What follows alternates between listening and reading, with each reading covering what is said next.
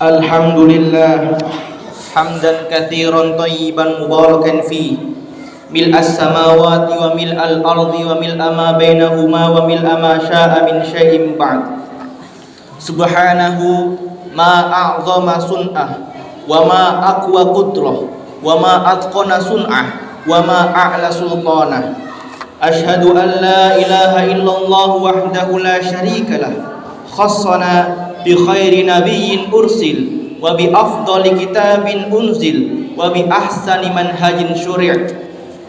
Ashhadu anna Muhammadan abduhu wa rasuluh safiyyuhu wa khaliluh ballaghar risalah wa addal amanah wa nasahal ummah wa kashafal ghummah wa jahada fi sabilillahi haqqa jihadihi hatta atahul yaqin wa tarakana 'alal mahajjatil bayda'i lailuha kanahariha la yazihu anha illa halik.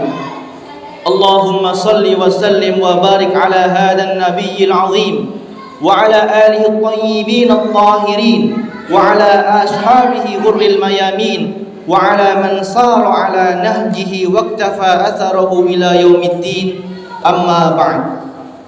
Fa ya ibadallah, usikum wa nafsi bitaqwallahi faqad fazal muttaqun. Hadirin jamaah salat Jumat yang berbahagia, marilah kita tingkatkan dan perbaiki kualitas ketakwaan kita kepada Allah Subhanahu wa taala. Kita perbaiki ketakwaan kita dengan senantiasa memperbaiki ibadah kita, karena tak ada yang tahu dan tak ada yang dapat menjamin ibadah kita yang selama ini telah dilaksanakan apakah sudah diterima oleh Allah Subhanahu wa taala ataukah belum. Allah Subhanahu wa taala hanya berkenan menerima ibadah yang baik, yang paling baik di antara ibadah-ibadah yang baik. Innallaha ta'ala thayyibun la yaqbalu illa thayyiban.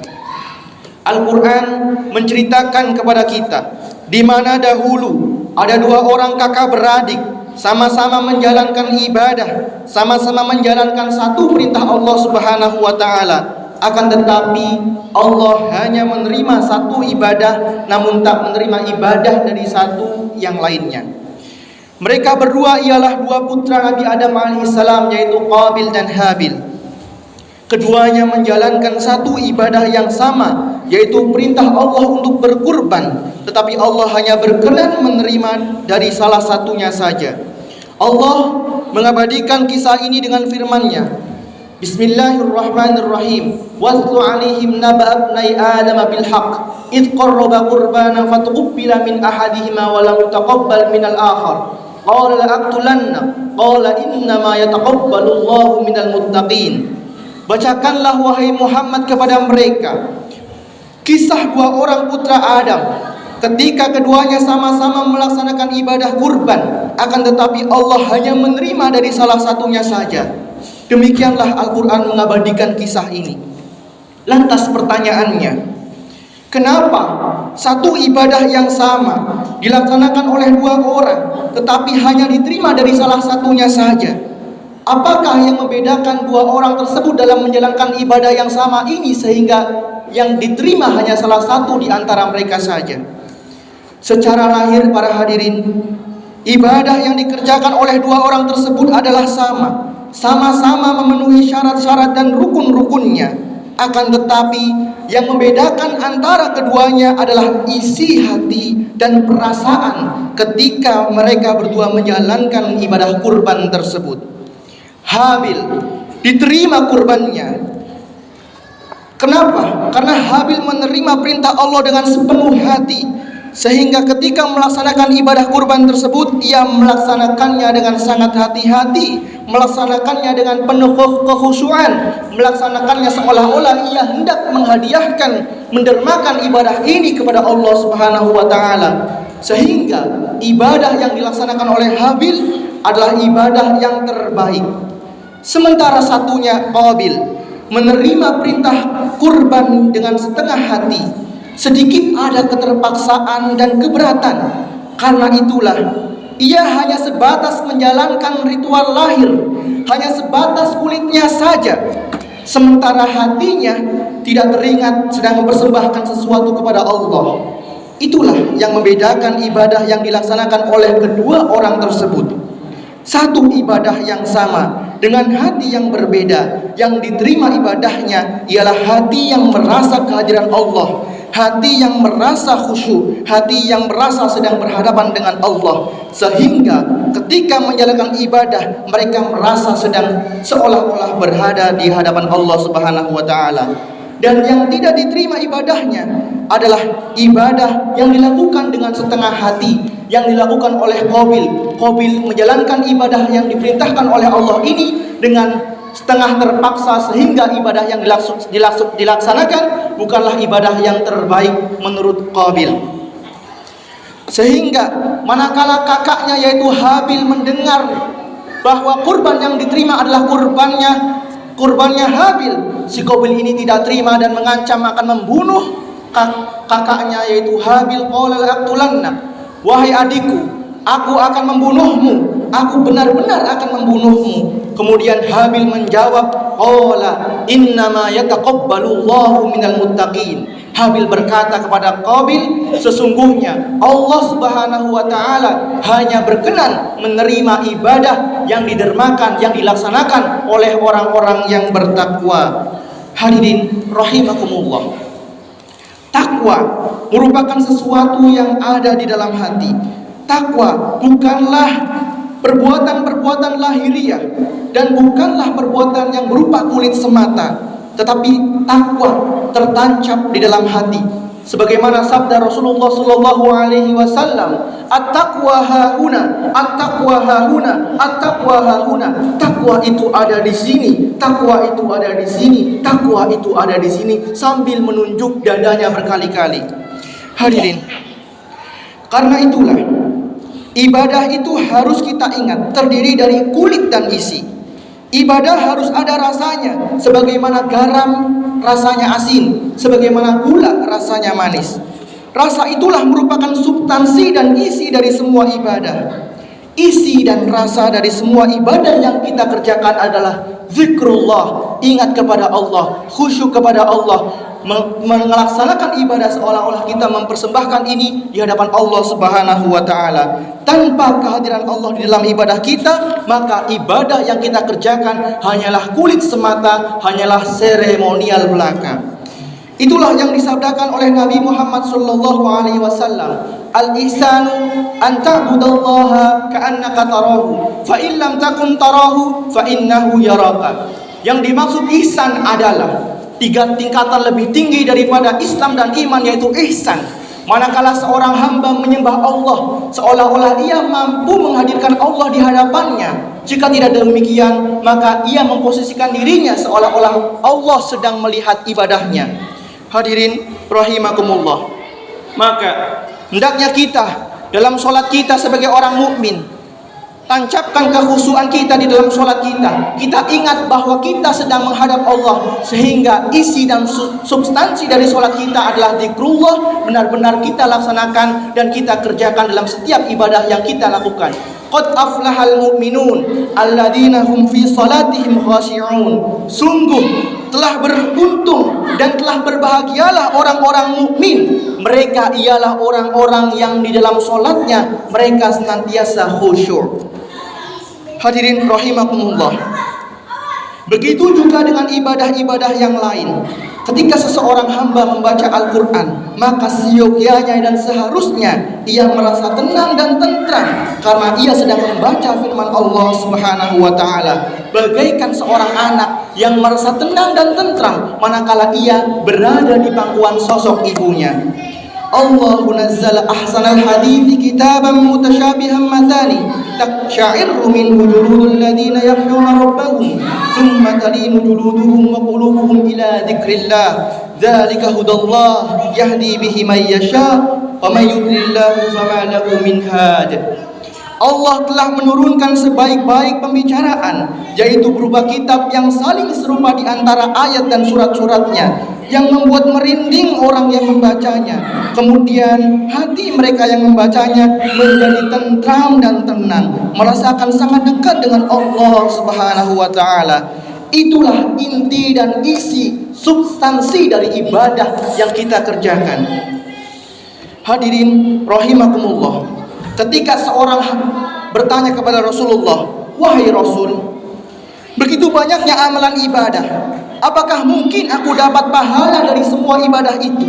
Sementara aku tidak mampu menjalankannya semua ibadah dan amalan tersebut." Nabi menjawab, "Mungkin sekali, mungkin dan bisa. Satu syaratnya, yaitu lidahmu jangan sampai kering dari berzikir kepada Allah Subhanahu wa ta'ala, tidak sampai kering dari zikrullah."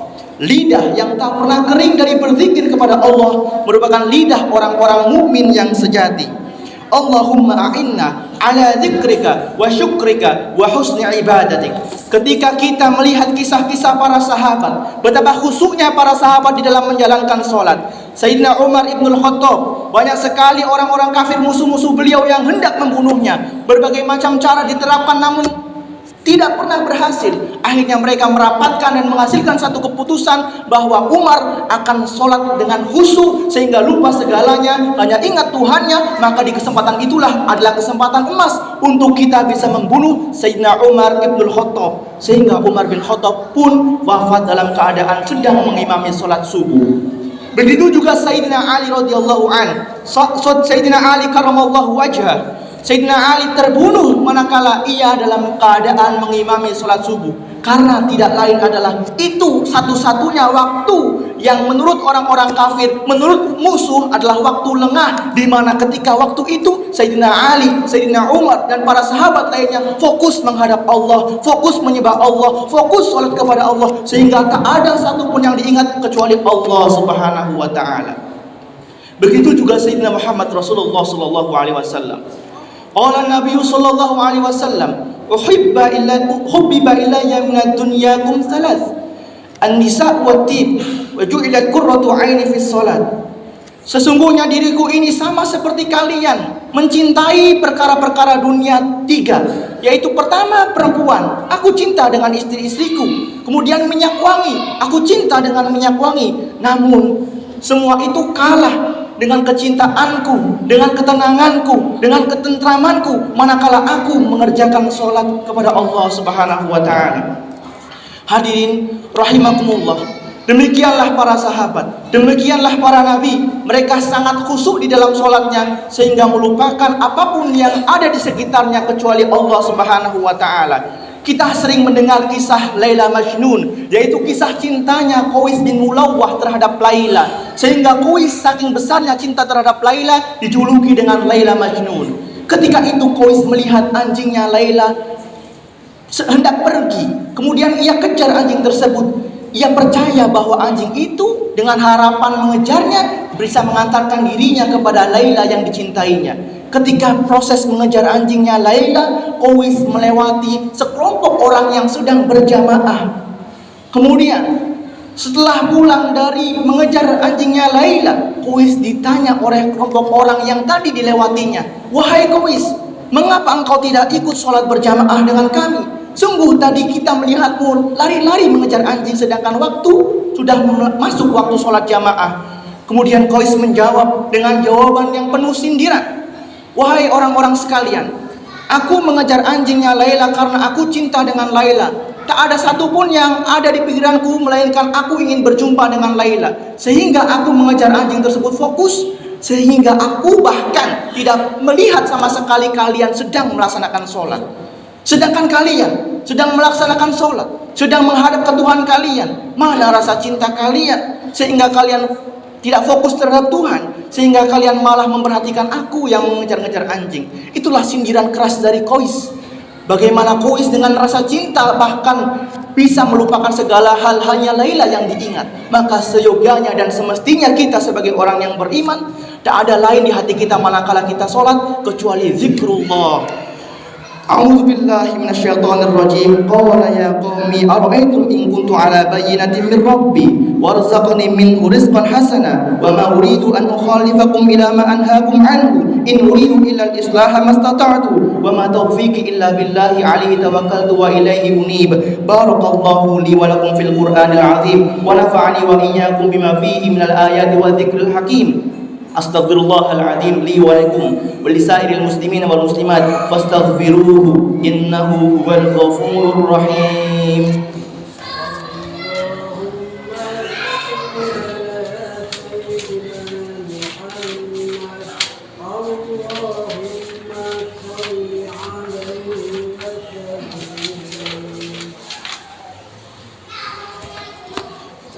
Innal hamdalillah nahmaduhu wa nasta'inuhu wa nastaghfiruhu wa nastahdihi wa na'udzu billahi min shururi anfusina wa min sayyiati a'malina may yahdihillahu fala mudilla lahu wa may yudlil falan tajida lahu waliyyan mursyida. Asyhadu an la ilaha illallah wahdahu la syarika lah wa asyhadu anna sayyidana Muhammadan abduhu wa rasuluh. Allahumma shalli wa sallim wa barik ala hadan nabiyil azim sayyidina Muhammadin wa ala alihi wa sahbihi wa man tabi'ahum bi ihsanin ila yaumiddin.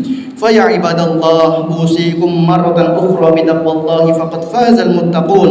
فقال تعالى مذكرا بذلك إن الله وملائكته يصلون على النبي يا أيها الذين آمنوا صلوا عليه وسلموا تسليما. أحثكم على الإكثار من الصلاة على النبي خاصة في هذا اليوم يوم الجمعة فإن صلاتكم تعرض عليه. اللهم صل وسلم وبارك على سيدنا محمد وعلى آل سيدنا محمد كما صليت على سيدنا إبراهيم وعلى آل سيدنا إبراهيم وبارك على سيدنا محمد وعلى آل سيدنا محمد كما باركت على سيدنا إبراهيم وعلى آل سيدنا إبراهيم في العالمين إنك حميد مجيد. اللهم آمنا في أوطاننا وأصلح أئمتنا وولاة أمورنا واجعل ولايتنا في من خافك واتقاك واتبع رضاك يا رب العالمين. اللهم اجعل جمعنا هذا جمعا مرحوما واجعل تفرقنا من بعده تفرقا معصوما ولا تجعل فينا ولا بيننا شقيا ولا مطرودا ولا محروما برحمتك يا أرحم الراحمين. اللهم إنا نسألك فعل الخيرات وترك المنكرات وحب المساكين وإذا أردت بعبادك فتنة فاتبعنا إليه غير خزايا ولا مفتونين برحمتك يا أرحم الراحمين. اللهم اقسم لنا من خشيتك ما تحول به بيننا وبين معاصيك ومن طاعتك ما تبلغنا جنتك ومن اليقين ما تهون علينا مصائب الدنيا ومتعنا اللهم بأسمائنا وأبصارنا وقوتنا أبدا ما أبقيتنا واجعله الوارث منا واجعل ثأرنا على من ظلمنا وانصرنا على من عادانا ولا تجعل مصيبتنا في ديننا ولا تجعل الدنيا أكبر همنا ولا مبلغ علمنا ولا تسلط علينا بذنوبنا من لا يرحمنا ولا يخافك.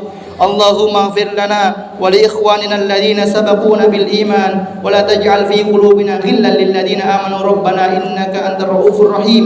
عباد الله إن الله يأمر بالعدل والإحسان وإيتاء ذي القربى وينهى عن الفحشاء والمنكر والبغي يعظكم لعلكم تذكرون.